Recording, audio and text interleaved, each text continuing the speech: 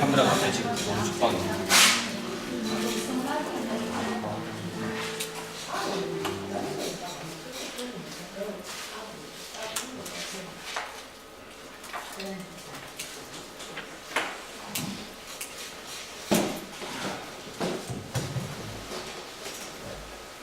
네, 반갑습니다. 팔공문화원의 사무국장은 강병이라고 합니다. 반갑습니다. 저희가 그 팔공산 관련 주제를 가지고 지금 5년 정도 매년 이제 강좌를 진행을 하고 있습니다. 원래는 이제 5강좌를 좀 준비를 했고요. 제가 11월 20일부터 시작해서 저번 주까지 이제 2개 강좌를 진행을 했고, 오늘 한빛문화재연구원 김용성 단장님 모시고 3번째 강좌를 이제 시작하려고 합니다. 오늘 주제는 803과 산성이라는 주제로 한 1시간 반 정도 이렇게 강의가 있을 거고요. 끝나고 나서 여기 이제 같이 오신 분들하고 같이 뭐 자유롭게 질의응답하는 시간도 있으니까 많은 참석 부탁드리겠습니다. 오늘 뭐 날씨도 좀 아침에 비도 많이 오고 해서 내일부터 좀 많이 또 추워진다는데 이렇게 소중한 말씀 해주셔서 대단히 감사드립니다. 그러면 김용선 단장님 모시고 강의 시작하도록 하겠습니다. 큰 박수 부탁드리겠습니다. 네, 안녕하십니까, 김용성입니다. 여기도 한번 2번째가 되고 이제 저번에 제가 발표를 한번 하러 갔습니다만 오늘 또 강의를 마련해줘서 오게 됐습니다. 이런 자리를 마련해주신 그 문화원 관계자분께 감사를 드리고 또 이렇게 재미도 없을 강의 같은데 들으러 와주신 분들에게 다시 감사를 드리면서 오늘 말씀을 드리도록 하겠습니다. 앉아서 하도록 하겠습니다. 사실 그 산성이라는 거를 이해하기, 성이라는 것을 이해하기 위해서는 우리가 우리의 성만 얘기해서는 안 될 것 같습니다. 우리가 잘못 이해하고 있는 것들이 많았기 때문에 그래서 중국의 것을 조금 얘기를 해야지 성이 뭔가 아마 풀리지 싶습니다. 그래서 중국 자료를 조금 첨가를 했고요. 다음에 이제 이 팔공산에 있는 성을 이해하기 위해서는 팔공산에 있는 것만 또 얘기를 해서는 안 되고 고구려 도성제라든지 신라의 도성제 그리고 이제 그 대구 경산 지역에 있는 다른 성들과 그와 관련된 것들이 이제 그 고분입니다. 그러니까 성은 사람이 거주하는 곳이라고 한다면 고분은 이제 죽은 사람의 무덤이 되겠는데 죽은 사람의 무덤이 어떻게 배치됐느냐 또 어디에 있느냐에 따라서 그 성을 이해하는 데 도움이 됩니다. 다시 살았던 사람들을 우리가 이해하는 것은 뭐 다 죽어버렸으니까 알 수가 없죠. 뭐 어떤 옷을 입었는지 어떻게 했는지 모릅니다만 고분에서 나타나는 양상을 가지고 추측을 해서 당시에 여기에 살던 사람들을 이해를 할 수가 있겠습니다. 그래서 그런 방향으로 고분을 자료를 맡을 수 있는 많이 첨가를 해서 하고 마지막으로 이제 팔공산에 있는 산성들이 어떤 의미를 가지고 있는가 하는 것들을 풀어보도록 하겠습니다. 성곽의 개념이다. 우리 그냥 막 성모 무조건 성곽 해버리는데 언제부턴가 잘못 그 얘기가 돼가지고 아마 일제강점기부터 그랬는지 모르겠습니다만 무조건 성을 보면 그냥 성곽이라고 얘기를 하는 건데 아주 잘못된 개념이 됩니다. 성은 중국식 개념, 그러니까 동아시아 개념으로 말하면 임금이 사는 성이라고 얘기를 합니다. 임금이 사는 곳, 그것이 성이다. 꼭 임금뿐이 아니겠죠. 뭐 이제 그 지배자가 사는 곳이라는 의미로 되겠죠. 그래서 지배자가 자기를 다른 사람들과 격리시켜서 자기를 지키기 위해서 쌓아놓은 시설물, 그걸 성이라고 한다. 그렇게 이해를 할 수가 있습니다. 그래서 궁성, 내성, 왕성 뭐 이런 말들로 많이 불립니다. 다음에 곽이라는 말은 곽자가 이제 외부를 뜻하게 되죠. 우리가 외곽 그러지 않습니까? 그래서 외성, 나성, 곽성을 말합니다. 그래서 백성을 지키는 성이 된 그러니까 크게 백성을 지키는 성을 쌓고 안에다 자기를 중심으로 해서 임금을 지키는 성을 쌓았을 때 이걸 성곽이라고 부르게 됐습니다. 근데 우리가 대부분 보면 이제 성만 있습니다. 사실은 곽이 있는 경우는 상당히 드뭅니다. 곽에는 곽성벽을 따로 쌓지 않는 경우가 대부분이 됩니다. 물론 그 커다란 도시라든지 이런 데는 곽성벽을 쌓죠. 예를 들어서 부여에 보면은 궁성이 안에 있고 부소산성이 있지 않습니까? 궁성이 안에 있고 그 바깥으로 외곽성, 나성이라는 성이 돌려지게 됩니다. 그리고 한양도 보면은 안에 경복궁이 있는 것을 그냥 궁이라고 하지 말고 큰 성으로 본다면은 바깥에 한양도성이 돌려져 있는 게 보입니다. 개경도 마찬가지고 나성이 둘러져 있고 안에 만월대가 있는 성이 있습니다. 그래서 도성 자체는 대부분 이렇게 성곽으로 만들어졌는데 이게 이제 중국에서부터 출발을 합니다. 성 자체부터 그렇게 출발을 합니다만 그래서 밑에와 같이 얘기를 할 수가 있겠죠. 성과 상대되는 곽이라는 것은 성의 바깥을 둘러싸고 축초되는 성벽을 의미합니다. 그래서 시간, 마을, 사람들이 주거하는 곳에서 볼 때는 곽이라는 것은 전체를 갖다가 둘러싸는 것을 말하고 그래서 대성, 곽성, 외성, 외곽성 뭐 이런 단어로 불렀습니다만은 명확하게 전체를 둘러쌌다 이렇게 의미를 하겠습니다. 우리게 말하자면 읍성 하면 곽성이 되겠죠, 그죠?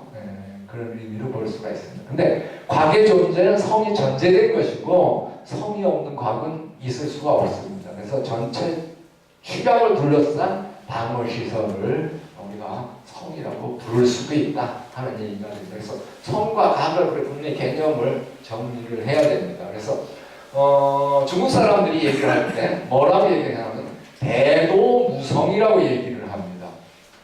그래서 일찍이 그 하나라나 은나라나 주나라나 이런 나라들에서는 성만 있지 곽성이 거의 없었습니다. 그러니까 한나라도 장안성이라고 부르지 않습니까? 이 장안성은 내성, 그러니까 앞에 궁성을 의미를 하지 바깥에 그걸 둘러싼 그 서안 전체를 둘러싼 성을 만들지 않았습니다. 지금 서안에 있는 성곽은 그 이후에 명나라 때 전쟁을 하기 위한 성입니다. 여러분 그 서안에 가시면 전축성을 볼 수가 있는데 그래서 장안성이라든지 이런 거는 내성입니다. 그러니까 궁성입니다. 엄청 궁성이 크죠. 그 안에 뭐 미양궁도 있고 뭐도 있고 그랬습니다만은 임금이 살기 위한 것이지 그것이 백성을 위한 것은 아니다. 이렇게 이해를 합니다. 그러니까 큰 성에는 없는데 나중에 이제 청나라 때, 명나라 때, 청나라 때 오면은 지금 북경에는 그렇지가 않죠. 삼중성을 쌓아가지고 중앙을 보호를 해나가게 됩니다. 그래서 원래는 큰 도시에는 성이 없다 이렇게 이해를 하시면 되고 우리 곽이 없다 이렇게 얘기하면 되고 우리나라의 경우도 신라에는 궁성만 있지 곽성이 없습니다. 그죠? 경주는 월성만 있지 곽성이 따로 없습니다. 바깥으로 둘러싼 큰 성을 두지를 않았습니다. 고구려도 마찬가지고 국내성만 있지 전체를 둘러싼 성은 없었습니다. 그래서 큰 도시에는 옛날에는 원래 곽성이 없었다 이렇게 얘기를 하고 있습니다.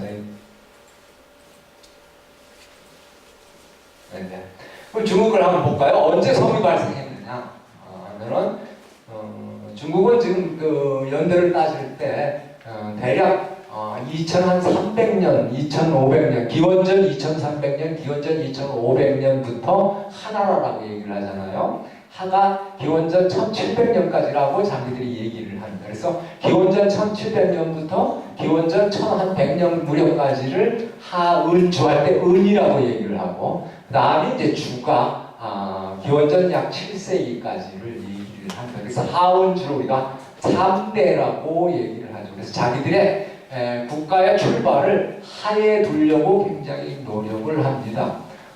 그래서 근데 지금까지 아마 그 중국에서 하나라의 흔적이 거의 명확하게 밝혀진 적이 없습니다. 은은 확실합니다. 은은 지금 안양에 있는 그 전주에서 더 북쪽에 있는 안양이라는 도시에 있는 은허라는 그 유적들이 조사가 돼서 확실히 이거는 은나라는 있었다. 은하고 상하고 똑같은 의미입니다. 그러니까 후대의 은이라고도 불렀으니까 얘기를 합니다만 하나라는 명확하게 밝혀진 적이 없었습니다. 근데 이게 이제 요 근래에 들어서 중국이 한 1970년대, 80년대 열심히 자기들의 조상을 찾기 위해서 하상주 공정이라는 걸 시작했어요. 여러분들 우리 동북공정이라는 말 많이 들으셨을 건데 하상주 공정을 했습니다. 자기들의 그 원내를 찾겠다 하는 의미에서 하상주 공정을 하면서 이제 서안이라든지 낙양이라든지 또 그 더 서쪽 부분에 대한 많은 조사를 실시를 했습니다. 그랬을 때 출현한 곳이 바로 이 이리두라는 유적입니다. 이 이리두라는 유적은 탄서연대 측정을 해보니까 기원전 약 17세기부터 시작을 하는 것으로 되어 있습니다. 그러니까 원래는 하나나가 거의 끝날 무렵에 이 도시가 만들어졌다. 그런 의미가 되겠죠. 그래서 외국 학자들은 아직도 이것도 창나라의 전기 거지 하나나 건 아니다. 그렇게 얘기를 합니다. 근데 비해서 중국 사람들은 하를 무조건 만들어야 되니까 이것은 하다 하고 얘기를 하고 있습니다. 그래서 하나라냐 창나라냐 말썽에 부리고 있는 도시가 바로 이 도시입니다. 만약에 하나라고 한다면 하나라의 도비라고 할 수가 있겠죠. 여기가 이제 도시가 되는데 여기에 뭐가 있느냐면 이렇게 궁전구가 따로 있고 그 다음에 취족거지 그리고 일반 생활을 활동하는 사람들이 사는 공간이 있고 그 다음에 제사를 지내는 장소가 있고 그 다음에 관영 작방구라고 해서 그러니까 공단이죠. 수공업 공단 청동기를 만든다든지 토기를 만든다든지 뭐 이런 장소가 따로따로 해서 구분이 돼서 있어서 이것이 하나의 도시를 이루고 있다. 얘기를 합니다. 그래서 자기들의 최초의 자금성이다 하는 식으로 얘기를 하죠. 그러니까 최초의 중국 도성이다 하는 식으로 얘기를 하게 됐습니다. 한번 볼까요? 어떻게 만들어졌는지. 여기 궁성이 있습니다. 큰 궁성이 있고 바깥으로 이렇게 길이 사방으로 나 있습니다. 그러니까 격자식으로 도로를 만들고 그 한 구역에 궁성을 만들어 놨습니다. 그 궁성에 뭐가 나오냐면 마차길, 요 길에 요 마차길들이 나옵니다. 그러니까 요게 요 부분에 해당이 됩니다. 그래서 마차가 갔던 길이 이렇게 보이죠, 그죠?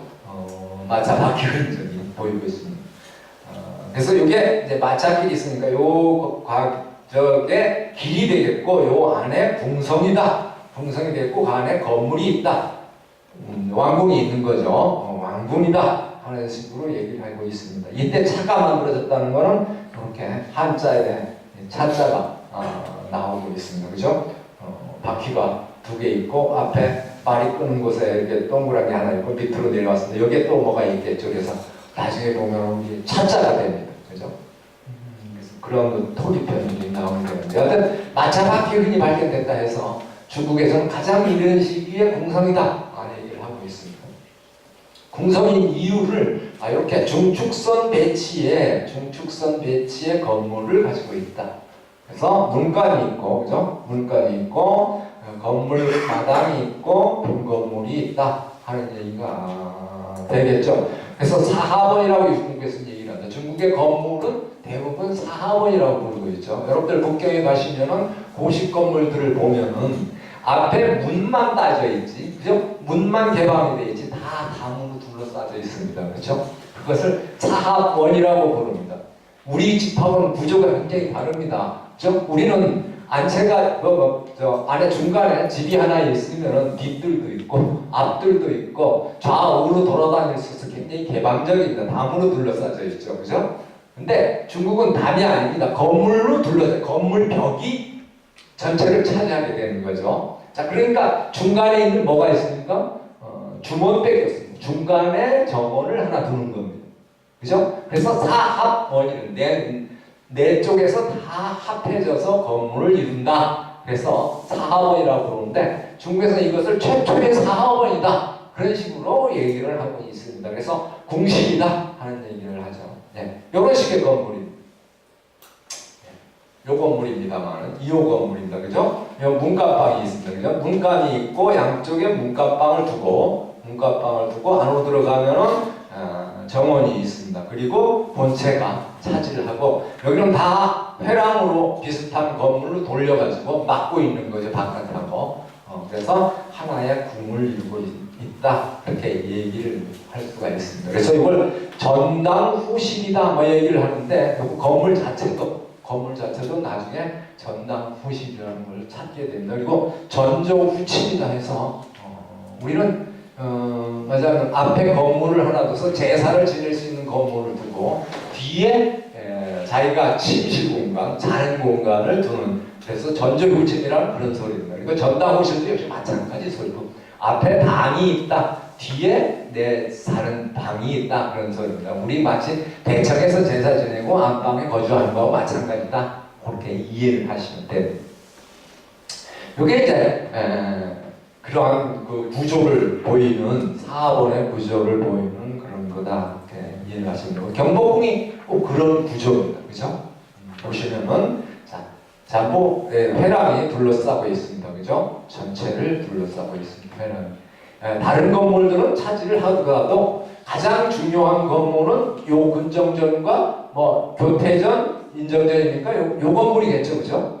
그렇지 않습니까? 그러면은 전조입니다. 즉 근정전은 전조가 되는 겁니다. 그러니까 이 금이 여기서 사는 게 아니고, 그죠? 왕께서 나와서 조정에 회의를 한다든지, 뭐 사신을 맞이한다든지, 또는 의례를 맞이한다든지, 할 때에 쓰는 공간입니다. 그죠? 조정 회의를 한다든지 할 때 쓰는 공간이고 자기가 잠자는 곳은 뒤에 후비 또는 왕후가 거주하는 교태전이나 인정전이나 이런 건물들이 되겠죠. 요 세트가 바로 가장 기본적인 궁실의 원칙이다. 그냥 예의를 하시면 됩니다. 그래서 이게 전당이 되는 거고 뒤가 둘 다 후실이 되는 그러한 구조가 됩니다. 예, 그리고 해랑을 둘러싸죠. 그래서 이러한 것들은 바로 중국의 이 이리두라는 유적에서부터 출발했다. 그래서 그것이 발달해서 우리까지 와서도 이런 구조가 만들어진다. 이렇게 이해를 하시면 되겠습니다.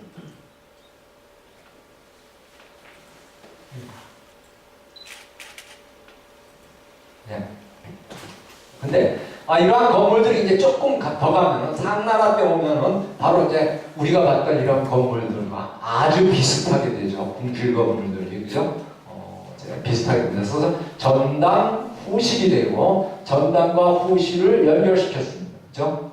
복도로 연결시키고 앞에 정원이 있고 문간이 있고 이거는 영벽이라고 해서 안이 안 보이게 하는 조벽이라고도 부르는 건물이 됩니다. 이런 건물이 경주에서 발견된 적이 있습니다. 그러니까 지금 그 반월성 월성의 서북 쪽에 첨성대 앞에 은혜성 건물이라고 하는 건물이 하나 발굴이 됐는데 바로 이 주원봉추의 건축을 해당이 다른 것 같습니다. 근데 중국 사람들 이게 최초의 뭐라고 하면은 종묘라고 얘기합니다. 주나라의 최초의 종묘다. 그렇게 얘기를 하고 있습니다. 그래서 이게 전당이 되겠고 후실에는 신의를 모신다든지 하고 전당이 만들어서 자기들이 이제 제사를 지낼 때 신의를 갖다가 앞으로 빼서 전당에 갖다 놓고 전당에서 절을 해서 제사를 지내는 그러한 공간이다. 그래서 최초의 중국으로 봐서는 종묘다 하는 식으로 얘기를 합니다. 근데 이게 뒤에 겁니다만은 앞에 보다시피 이런 다오진 몰락이라고 하는 여러 건물들이 이런 식으로 배치가 되는 것들이 바로 이 이리두에서 출발을 하는 걸 볼 수가 있습니다. 그래서 궁성이 되고 궁성에는 뭐 종묘적인 성격이 있다 하는 얘기를 할 수가 있습니다. 예. 경복궁입니다만은 더 잘 보이죠. 문이 있고 사원식으로 둘러싸고 있고 중간이 있고 다시 전당이 있고 후실이 들어가는 그런 구조가 앞에 보신 그 뭐냐 반룡성이나 또 주원 건축에서 나온 그런 배치가 더 이제 복잡해졌을 뿐이지 정확하게 따라지는 걸 볼 수가 있습니다. 그래서 이 궁에서 좌묘 우사적 묘는 종묘는 동쪽에 있고 사직은 서쪽에 있어야 된다. 좌묘 우사라든지 이런 전당 후식이라든지 이러한 제도 그 궁성을 만드는 또는 성곽을 만드는 제도는 끝까지 와서 우리나라까지 영향을 대단히 미쳐서 우리 지방에까지 미쳤습니다. 그렇죠? 지방에서도 대부분 보면은 객사라든지 읍의 객사가 있으면은 좌측에 그죠? 서쪽에 사직단이 가고 우측에 성균관이 오거나 향교가 오거나 이런 식으로 배치가 돼요. 그래서 이것이 대단히 큰 영향을 미쳐서 우리한테까지 왔다. 이해하시면 되겠죠.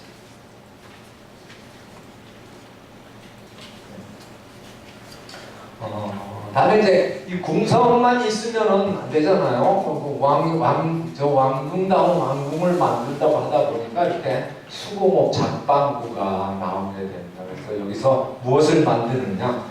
바로 이게 이제 우리가 봤던 궁성인데 궁성 앞에 이렇게 공방지가 청동기를 만드는 공방지와 터키석으로 장신구를 만드는 공방지가 조사가 됐습니다.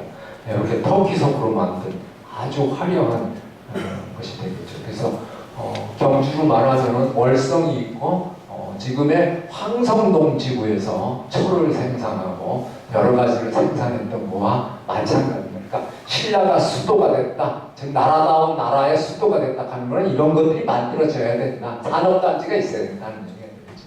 그래서 이때부터 산업단지가 청동기를 만들어 나가는 그런 공방지도 만들어졌습니다. 그래서 성이라는 것이 우리가 생각하는 그냥 적을 대비하기 위한 그런 것만이 아니다 하는 것으로 이해를 하고 출발을 하도록 하겠습니다. 그래서 거주성과 군사성부로 우리가 나눌 수가 있어요. 지금까지 말씀드린 게 이제 거주성이겠죠. 임금이 거주하는 곳이니까. 그래서 백성, 사람들이 거주하며 평상시의 생활을 영위하는 곳에 축조된 것으로 우리나라로 말하면 토성 그리고 읍성이 있습니다. 그죠? 그 다음에 이제 군사성보라고 할 수가 있는 게 전쟁을 위해서 만들어 놓은 것이 이제 찬성, 보루, 영진, 수보 이런 것들이 군사성보로 되어 있겠죠. 그래서 도성이라는 것은 나라의 중심이 되는 가장 큰 성이 되고 거기서 방어 능력을 향상시키기 위해서 그렇죠?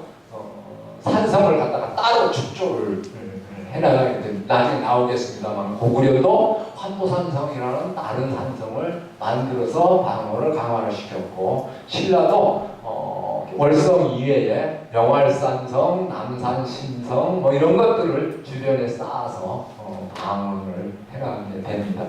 그래서 산성을 함께 축조한다 하는 게 중요한 의미가 돼요. 이건 팔공산에까지 나타나면서 나중에 보면 알겠습니다만 백제의 경우는 이렇게 나성을 축조해서 돌리기도 했습니다. 고구려의 도성인 그 개경에는 가장 안에 궁성, 그죠? 임금만 거주하는 곳, 그 바깥에 황성, 임금의 가족들이죠, 그죠?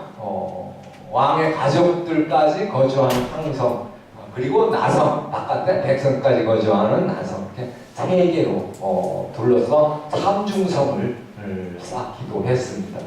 그런데 그래서 조선의 궁성과 한양도성 이주 구조가 되고 있고 그 외곽에 이제 대신에 행궁을 많이 뒀습니다. 그죠?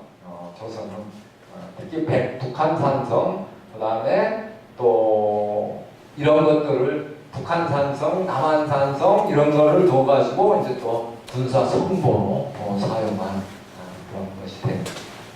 그게 우리의 도성제의 가장 큰 역할이라고 할 수가 있습니다. 그러면 우리 가까운 신라를 한번 보도록 하겠습니다. 경주의 주요 성곽하면 역시 임금이 살던 곳은 왕성이 되겠죠, 그죠? 월성이 됩니다. 그다음에 명활산성이 처음에 만들어졌습니다. 그 다음에 남산신성이 됩니다.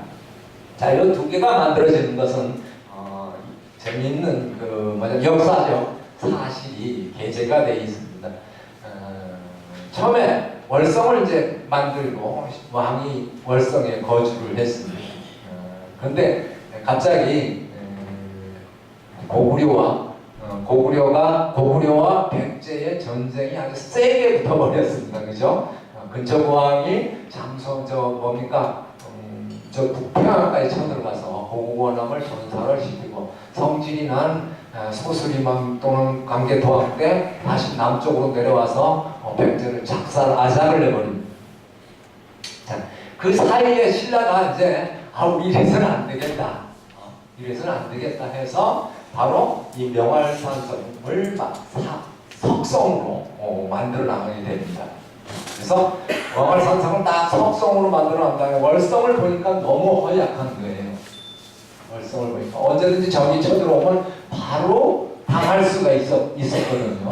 월성이라는 것이 바로 그 매적들이 침입하기 굉장히 쉽지 않습니까? 그러니까 안 되겠다 해서 명활산성으로 서지왕이 이주를 한 다음에 월성을 고칩니다. 그래서 해자도 만들고 아주 튼튼하게 월성을 고쳐놨어요. 그리고 이제 다시 월성으로 이사를 와서 월성에 이제 거주를 하고 명활산성은 혹시 전쟁이라고 이제 내빼는 곳으로 대피하는 곳으로 쌓아놓은 거죠. 요게 뭐냐면은 선덕여왕 때까지의 상황이었습니다.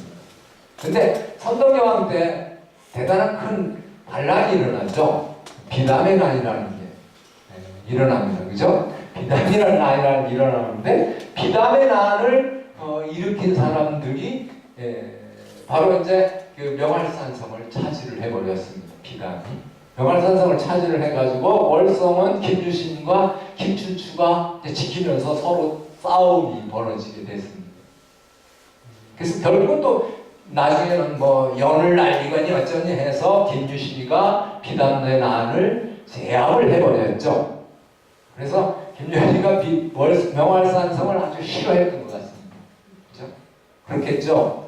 비담의 근거지였으니까 김춘추와 김유신이 명활산성을 폐기를 했습니다. 폐기를 해버린 대신 뭐를 남산에다가 신성을 쌓습니다. 새로운 성곽을 아주 크게, 그죠? 도로다 쌓아서 거기를 대피성으로 사는 겁니다.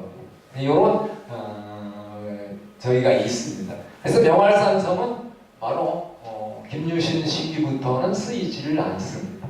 사용되지가 않고 폐기가 됩니다. 그러니까 남산 신성이 대신하는 그런 게 된다는 거예요. 경주에 그래서 월성과 명활산성 세트가 돼 있을 때가 있었고 월성과 남산 신성이 세트가 돼서 궁성과 산성의 세트가 이루어졌던 적이 있었다. 이렇게 이해를 하시면 될 겁니다.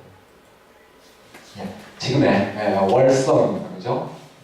월성의 반월성이라고 우리가 얘기를 하고 북쪽으로는 고분군들이 펼쳐져 있습니다. 그리고 이제 명활산성이 지금 그 봉은단지로 들어가는 입구에 이 부분이 복원이 돼서 우리에게 명활산성이 얼마나 잘 쌓여졌는가 하는 것을 보여주게 됩니다. 북쪽에 이제 대릉원 지구에 이렇게 고분들이 펼쳐져 있습니다. 그래서 아마 왕이 여기서 살다가 죽으면은 이런 큰 무덤 속에 묻히는 그런 구조로 이 도시가 만들어져 있었구나 하는 걸 알 수가 있겠죠. 고구려도 한번 볼까요? 이게 임금이 사는 국내성이 되겠습니다. 그죠? 국내성이 되겠고 이게 전쟁이 일어나면은 들어가는 환도산성이 되겠습니다. 이 환도산성은 엄청나게 잘 쌓습니다. 그죠? 여러분들 집안에 놀러 가실 기회가 아마 많으실 건데 가시면 아마 환도산성을 보실 겁니다. 대단히 험준한 곳에 산을 따라서 성벽을 만들고 입구만 잘 지키면은 얼마든지 외적을 막을 수 있는 곳인데 근데 안타깝게도 쌓아놓은 지 한 사람이 그런 것 같아요. 한 100년 정도 지나면 좀 뭐라 할까 사람이 느슨해지죠. 적이 이렇게 쳐들어오지도 않고 그러다 보면 사람이 느슨해져가지고 누구한테 뚫렸습니까? 연나라한테 뚫렸습니다. 그죠? 국면에 뚫려서 엄청난 수모를 당했던 적이 있습니다. 그래서 국내성에서 전쟁이 일어나면 이리 들어가는 거죠. 환도산성으로 들어가서 산성에서 이제 지키고 있었던 그런 고구려의 상황입니다. 요게 이제 그 도면으로 나타나는 이게 국내성이 되겠고, 이게 환토산성이 되죠. 마치 이게 경주로만은 월성이 되겠고, 남산신성이라고 이해를 하시면 됩니다. 똑같은 구조가 되겠죠. 그리고 많은 이제 고분들이 옆에 배치가 되어 있습니다. 그래서 큰 요 쪽으로 있는 것들이 아마 대략 왕릉급들의 무덤이라고 이해를 할 수가 있습니다. 그래서 그 가운데 우리 중요한 걸 한번 보면은 요 두 개입니다. 하나는 태왕릉이라는 무덤이고 하나는 장군총이라는 무덤입니다. 네, 태왕릉입니다. 그죠? 여기 그 유명한 광개토 비가 여기에 있습니다. 그리고 이 무덤이 여기에 있습니다. 근데 이게 이제 광개토 비냐 아니냐 논쟁이 굉장히 많고 이 무덤을 중국이나 대부분 학자들은 이걸 갖다 광개토왕릉이다, 태왕릉을 광개토왕릉이다 그렇게 보고 있습니다만은 그렇지 않은 사람들은 이걸 뭐 고국야왕릉이다 아니다 다른 사람 능이다 하는 식으로 이해를 하고 있습니다. 하여튼 비는 광개토왕하고 관련된 비가 확실하죠. 다음에 여기 있는 게 이제 장군총입니다. 아주 잘 쌓아서 만든 큰 무덤입니다. 7단을 이루고 있고 중간에 여기 들어가서 여기 이제 석식이 있는 그런 무덤입니다. 이 무덤은 이제 그 어떤 사람은 바로 이게 이제 그 광개토왕릉이다 하는 사람이 있고 어떤 사람은 요거를 그 다음 때 장수왕의 릉이다 얘기를 하는 사람이 있습니다. 근데 장수왕은 420년대에 어떤 평양으로 이사를 왔죠. 집안을 버리고 그래서 90세까지 살았습니다. 엄청나게 오래 살아가지고 평양에서 돌아가셨습니다. 그래서 무덤이 있으면 평양에 있어야 되지 여기에 있으면 안 되죠. 그런 문제가 있어서 많은 의문이 있는데 요즘 이제 어떤 얘기가 왔더라 수릉이라는 얘기가 나왔습니다. 그래서 장수왕께서 여기 젊을 때는 이제 집안에 계셨었으니까 집안에 계실 때 이 능을 자기가 죽으면 여기 묻히려고 자기가 만들어서 첫째 부인은 돌아가셔가지고 첫째 부인은 여기다 묻었다. 근데 자기가 들어가면 되는데 자기는 어쨌습니까? 평양으로 내려와 버렸습니다. 그리고 뭐 장가를 갔겠죠 또. 그 왕이 안 갔을 리가 없을 거고. 그래서 평양에서 살고 죽을 때는 또 다시 평양에 묻혔다. 그래서 장수왕의 수릉이다. 그런 식으로 얘기를 하고도 있습니다. 지금 아직 해결될 기미는 보이지가 않고 있습니다만은 그럴 가능성이 대단히 큰 무덤입니다. 여하튼 고구려의 구조 역시 주변에 큰 고분이 있고 그죠? 고분군이 있고 궁성이 있고 또 안에 대피하는 산성이 있다. 세트가 이루어지는구나 하는 것들이 신라랑 똑같구나 하고 얘기하십니다. 다음에 우리가 성을 얘기할 때, 한국의 성을 얘기할 때 가장 중요한 게 이 삼년산성.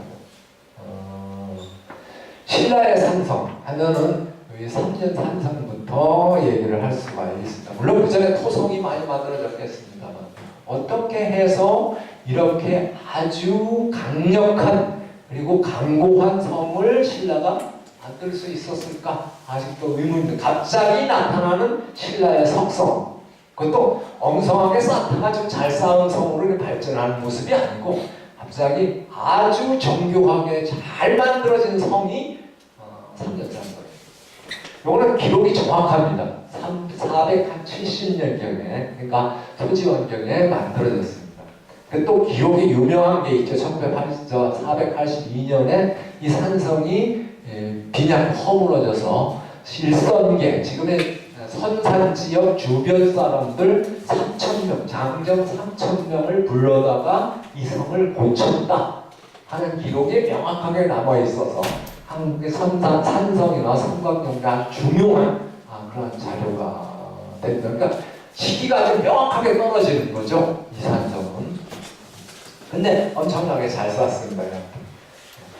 보다시피 이렇게 성이 돌아가고 있습니다만 안에 구조가 있습니다. 아마 태종무효람께서 삼국 통일을 할 때 백제를 멸망시키고, 그렇죠? 백제를 멸망시키고 주둔을 했던 곳이 삼년산성이었던 것 같습니다. 왜? 당나라 사람들이 신라를 우습게 받겠죠, 당시. 그렇지 않습니까? 얼마나 우습게 받겠습니까? 그 조그만 나라, 지금 미국이 트럼프가 김정을 나라도 됐을 겁니다. 그렇지 않습니까? 그러니까 당나라의 장군이 와가지고 신라 왕을 우습게 본단 말입니다. 그러니까 이거 안 되겠다 해서 이 잘 쌓은 성, 무열왕이 가서 주둔을 하면 앉아 있으면서 적장을 당나라 장군을 부른 거죠. 당나라 장군이 와보니까 야, 도대체 성을 얼마나 잘 쌓았어. 깜짝 놀랐던 거죠. 야, 조선에 이런 신라에 이런 성을 쌓을 수 있는 능력이 있었구나. 여러분들 지금도 가보시면 얼마나 잘 쌓았는지 아마 보실 겁니다. 이 삼년산성이라는 것이.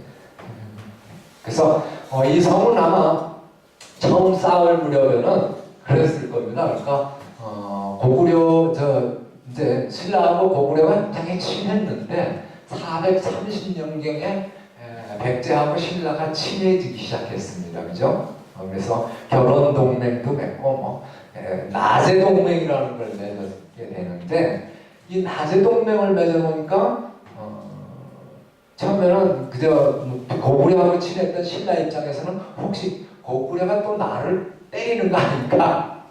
백제 입장에서는 신라를 끌어들여서 고구려를 막는다는 입장이었고 신라 입장에서는 백제에서도 좀 고하고 고구려에서도 좀 고하고 이런 식으로 생각을 했던 거고 그래서 나제 동맹이 맺어졌습니다만 그러나 하여튼 겁이 났던 것 같습니다. 신라 입장에서는 고구려가 혹시 밀고 내려오는 우리는 어떡하나? 그래서 쌓은 성인 것 같습니다. 이 성과 지금의 조경 입구에 가면은 고모산성이라는 게 있습니다. 문경에 고모산성도 아주 잘 쌓았습니다. 고모산성이라는 게 있습니다. 그래서 아마 1군 사령부는 고모산성에 갖다 두고 2군 사령부는 이 삼년산성에 갖다 두고 고구려에 대비를 했던 그런 성이 아닌가 이렇게 볼 수가 있습니다. 그래서 이 성을 쌓는 데는 아마 고구려의 기술자들을 많이 쓴 것으로 볼 수가 있습니다. 왜냐면 신라가 위급할 때 고구려가 광개토왕이 5만 병력을 보내서 신라를 구해줬습니다. 그렇죠? 기록에는 왜라고 나옵니다만 가야 백제가 아마 중동을 해서 신라를 침범을 했던 것 같습니다. 그래서 신라가 굉장히 힘들었는데 그래서 고구려한테 광개토왕한테 가서는 구원을 청했습니다. 그랬더니 광개토왕이 5만 군사를 보냈습니다. 기병하고 보병 합해서 이 5만 군사가 내려와가지고 다 몰아낸 거죠. 왜군도 몰아내고 가야 군사도 있었을 겁니다. 다 몰아내서 신라 통해서 몰아내고 아마 일부가 주둔을 했던 것 같습니다. 신라에 계속해서 주둔을 하고 있다가 정식으로 완전히 다 올라간 거는 468년경입니다. 400년에 내려와서 68년 동안 미군이 우리나라 주둔하고 있듯이 고구려군이 신라에 주둔을 했다고 생각하시면 됩니다. 그래서 약 68년간 주둔을 했었는데 거기에 아마 고구려에서 내려와서 신라가 기술자들을 많이 꼬신 것 같고 그 군대에는 기술자도 있고 별사람 다 있었을 겁니까? 그런 사람들을 구하고 또 해서 아마 신라 쪽으로 귀환한 사람들이 이러한 기술자로 해서 이러한 산성들을 쌓은 것이 아닌가 이렇게도 볼 수가 있습니다. 여하튼 대단히 잘 쌓은 성인데 여기에 신라의 무덤이 이렇게 나오고 있습니다. 그죠? 행구식 석시라고 얘기를 하는 건데 이런 무덤이 나오고 있고 신라 토기가 나오고 있습니다. 여기 신라 토기가 이렇게 잘생긴 신라 토기가 나옵니다. 신라 토기도. 그래서 상주나 의성이나 이런 데도 신라통이가 나옵니다만 이런 신라통이 그렇게 잘생기지를 못했습니다. 즉 경주식이 아니에요. 그러니까 의성 양식 또는 북부 양식 이런 지방에서 만든 토기들이었는데 이 3년산성에는 이렇게 경주에서 만든 토기가 나옵니다. 경주산 토기가 나오고 있습니다. 무슨 소리냐? 아마 3년산성을 쌓아놓고 경주에서 거주를 하던 귀족들이 아마 군사로 가 있었던 것 같아요. 그러니까 여기 육부군이라고 얘기를 할 수가 있겠죠. 신라 육부군이 3년산성에 들어가 있어서 그들이 토기를 경주에서부터 3년산성까지 가지고 가는 게 됩니다. 상주에서 토기도 만들어지고 어디 중간에 가서 토기도 만들어진다. 그건 안 써. 나는 좋은 거 쓸래 하고 경주 토기를 가져가서 썼다는 게 밝혀지고 있습니다. 그래서 당시 아마 3년산성에는 신라의 주둔군들이 모여 있었구나 하는 것들을 그 경주에 있는 귀족분들이 이제 되겠죠.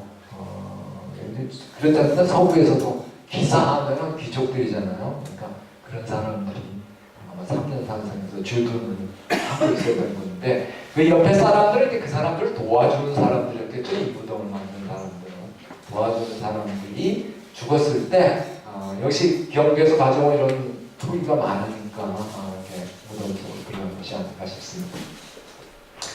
네, 그러면 이제 팔공산 성곽에 대해서 우리 한번 다시 정리를 해나가도록 하겠습니다. 지금까지 이제 성이라는 게 이런 거구나 하고 말씀을 드렸으니까 네, 팔공산에는 이렇게 삼국시대 이전이나 초기에 축조된 성곽으로 봉무토성, 팔거산성, 용암산성, 화남대성 4개가 있습니다.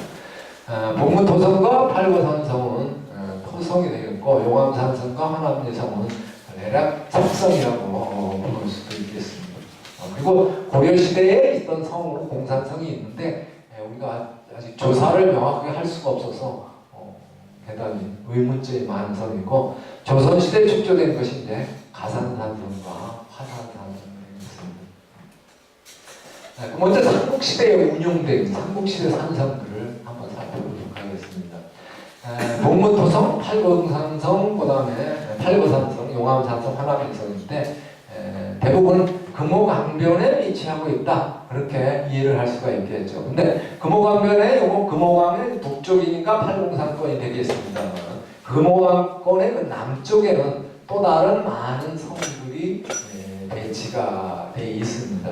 그러니까 이것은 대구라는 지역의 전체 또는 경산이라는 지역까지 합쳐서 여러 개의 세력 집단들이 성을 만들어 나가는데 그러한 성 가운데 한 개가 바로 봉무토성, 팔거산성 이런 거였구나 하는 거를 이해할 수 있는 게 됩니다.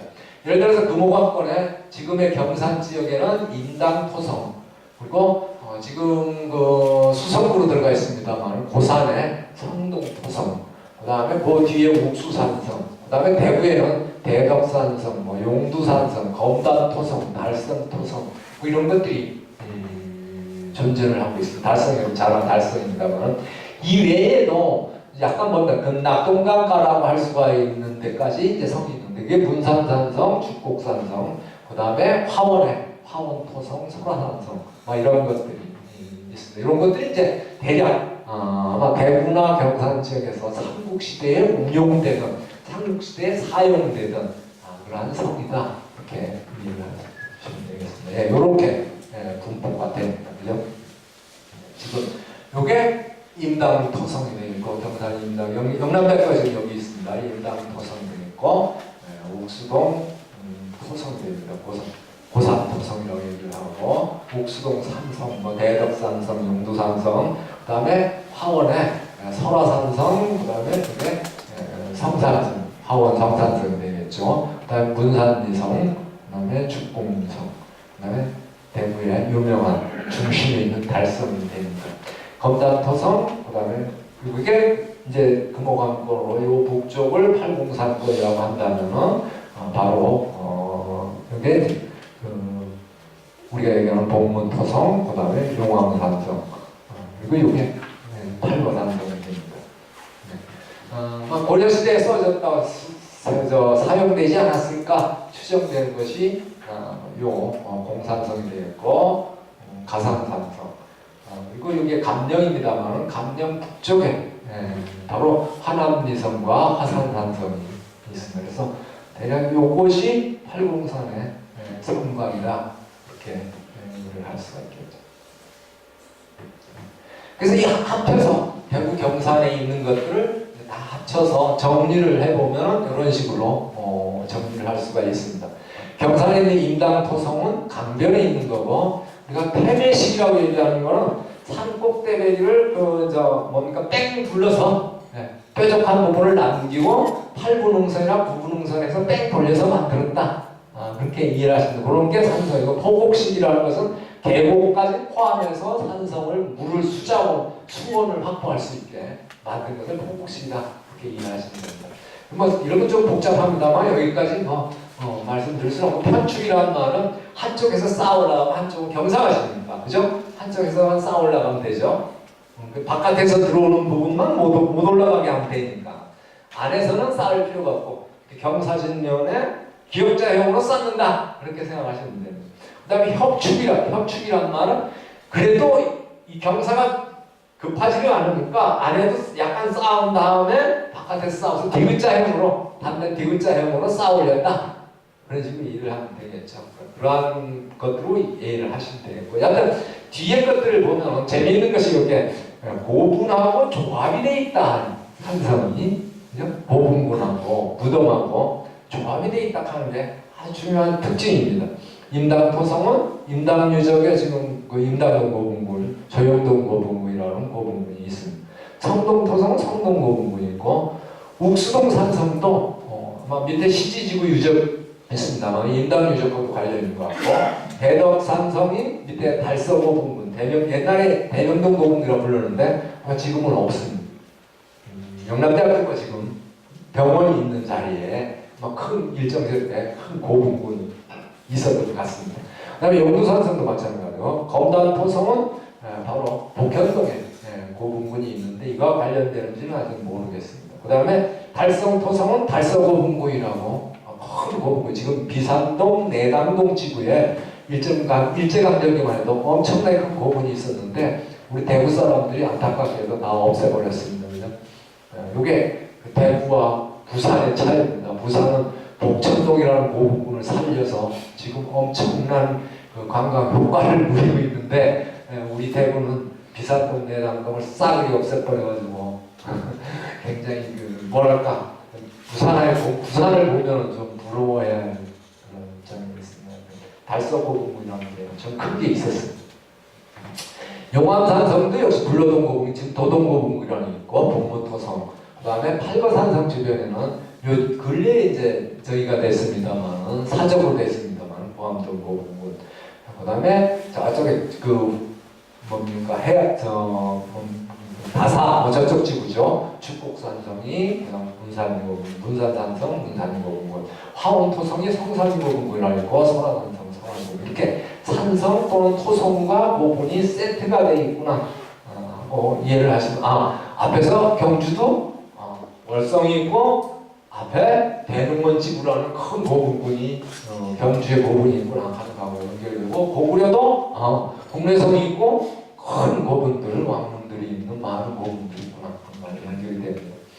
이 가운데 이제 지배집단이라고, 지금 이제 왕이 임금이라고는 할 수가 없겠습니다만 그 지역의 최고 지배집단이라고 할 수 있는 사람들, 즉 옛날에 칸이라고 불렀는데 그 칸들이 거주하던 성, 즉 칸들이 거주하던 성으로 바로 이런 것들이 볼 수가 있겠죠. 임당토성, 성동토성, 검단토성, 달성토성, 복문토성, 화원토성, 팔거산성, 문산산성도 역시 마찬가지일 것 같고, 그다음에 앞에 보시면 이제 그 환도산성이나 또는 신라의 그 명활산성 또는 남산 신성과 같은 역할을 했던 그런 산성으로 볼 수 있는 게 욱수동 산성, 대덕산성, 영두산성, 용암산성, 그 다음에 죽곡산성, 설화산성 막 이런 게 세트가 되어 있구나 하고 찾을 수가 있습니다. 네. 당연히 그러면은 확실하게 어떠한 사람들이 누가 복문토성에 살았고 누가 팔거산성에 살았느냐 하는 거를 이제 찾아야 되겠죠. 그게 기록으로 이제 찾을 수밖에 없습니다. 지금 묘지가 나온다거나 고분을 파니까 그러면은 우리가 당장 찾아낼 수가 있고, 성에도 무슨 기록을 해놨던가 성벽에 뭘 써놨던가 하면 우리가 찾을 수가 있으면, 안타깝게 이제 그런 거는 찾을 수가 없고, 하니까 문헌에 나오는 것을 가지고 이제 역추적을 해가는 방법밖에 없겠죠. 그때 이제 뭐가 나오냐면은 경도광 때 각 지방이 어땠다 하는 기록이 삼국사기 지리지에 나옵니다. 그래서 그 지리지를 분석을 하면은 당시에 대구 지역, 경산 지역 또는 어떤 지역이건 행정구역을 우리가 그려낼 수가 있습니다. 그렇죠?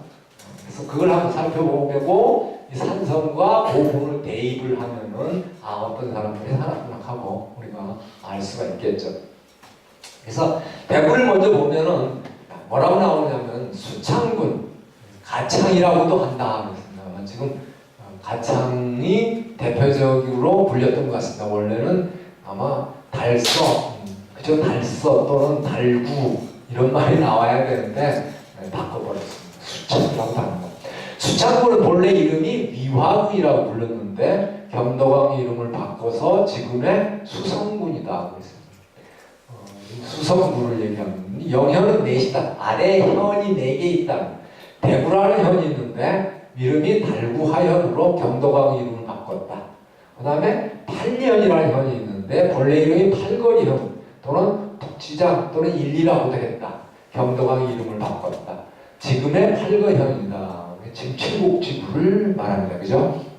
난 합인현은 본래 이름이 다사지현, 답지라고도 했는데 경도광 이름을 바꿔서 지금의 이르렀다 했습니다.